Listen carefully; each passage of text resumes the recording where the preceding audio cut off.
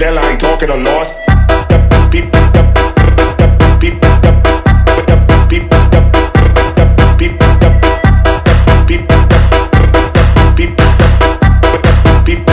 They with a hell, I ain't talking a loss.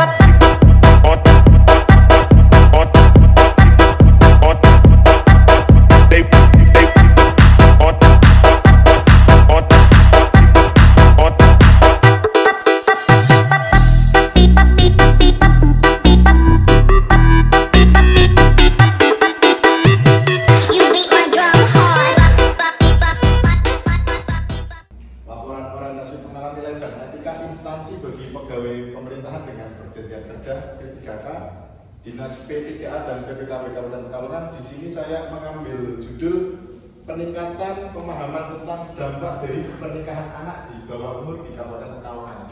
Kenapa kok saya mengambil judul ini? Dikarenakan masih banyaknya para calon pengantin di usia anak yang datang ke dinas kita untuk meminta dispensasi nikah untuk pergi ke pengadilan sebagai syarat untuk melakukan pernikahan. Next slide. Di sini identifikasi isu, saya mengambil ada 3 isu. Isu pertama, banyaknya anak di bawah umur yang mengajukan dispensasi pernikahan di Dinas P3A Kabupaten Pekalongan, khususnya di bidang pemenuhan hak dan perlindungan anak. Yang kedua, tingginya angka kekerasan di dalam rumah tangga yang didominasi oleh pasangan di bawah umur. Yang ketiga, tingginya angka stunting yang disebabkan oleh kurangnya pemahaman reproduksi dan pengasuhan para pasangan di bawah umur.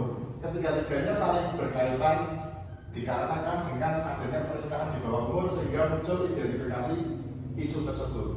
Isu yang efeknya seperti apa dan dampaknya seperti apa. Dan gagasan yang saya angkat adalah untuk meningkatkan pemahaman tentang dampak apa saja sih yang nantinya terjadi di dalam waktu pernikahan anak di bawah umur. Yang seringnya ketika kita konseling dengan orang tuanya, konseling dengan anaknya, orang tuanya selalu menjawab daripada kesuwen pacaran, mending takon nikah baik untuk menghindari hal-hal yang tidak diinginkan. Padahal itu bukan dijadikan sebagai sebab kenapa anak tersebut untuk menikah. Next, Mas.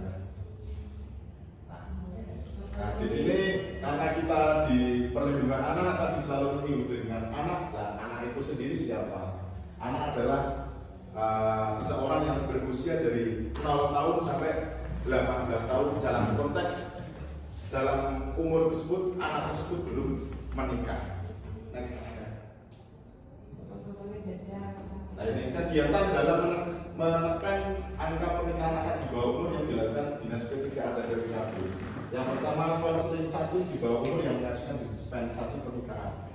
Nah, setiap ada catin yang di bawah umur meminta dispensasi nikah kepada kita selalu melakukan konseling dengan 8 indikator yang selalu ada di dalamnya, dari ekonomi, kematangan sosial, pendidikan, harus kesehatan, dan lain sebagainya. Terus konseling kepada orang tua catin yang mengajukan dispensasi. Kenapa harus konseling? Dikarenakan anak di bawah umur atau catin usia anak itu sendiri masih dalam perlindungan dari orang tuanya. Nah, seketika suatu saat terjadi hal-hal yang tidak diinginkan, orang tuanya biar mengetahui dari indikator-indikator yang tadi saya sampaikan.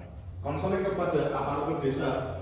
Nah, desa itu adalah bagian terbawah, bagian awal dari untuk menekan gimana sih biar angka pernikahan calon catinnya itu yang di bawah umur. Nah, melalui sosialisasi yang dilakukan oleh desa supaya bisa menekan angka pernikahan anak di bawah umur atau usia anak bisa berkurang ataupun bahkan tidak ada.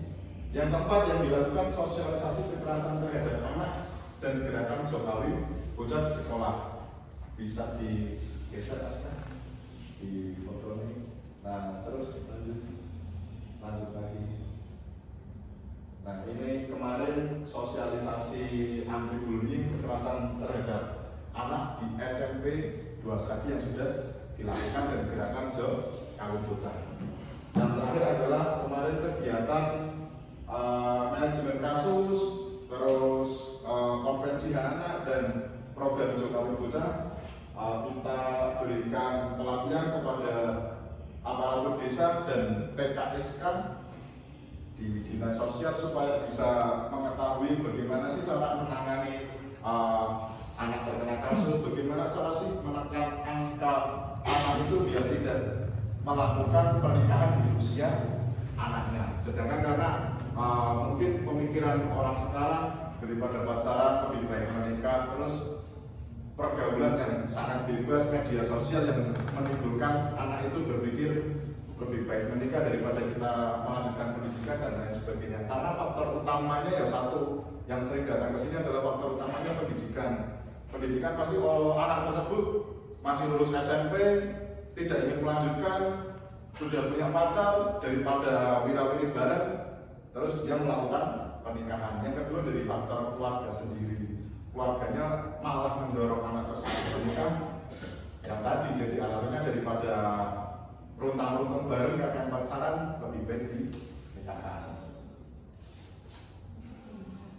Sekian dan terima kasih atas perhatiannya. Mohon maaf apabila ada kesalahan yang saya ucapkan. Terima kasih sebelumnya. Wassalamualaikum warahmatullahi wabarakatuh.